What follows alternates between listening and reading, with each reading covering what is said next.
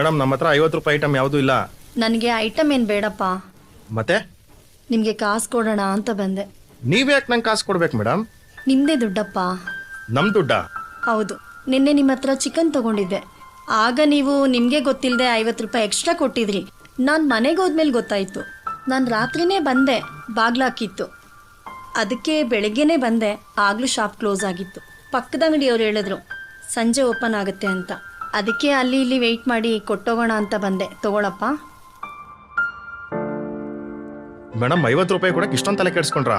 ಕಂಡೋರ್ ದುಡ್ಡಲ್ವಾ, ನನ್ಗೆ ಅದಕ್ಕೆ ರಾತ್ರಿನೇ ಸರಿಯಾಗಿ ನಿದ್ದೆ ಬರಲಿಲ್ಲ.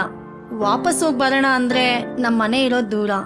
ಅದಕ್ಕೆ ಅಲ್ಲಿ ಇಲ್ಲಿ ವೆಯ್ಟ್ ಮಾಡಿ ಕೊಟ್ಟೋಗೋಣ ಅಂತ ಬಂದೆ. ತಗೊಳಪ್ಪ.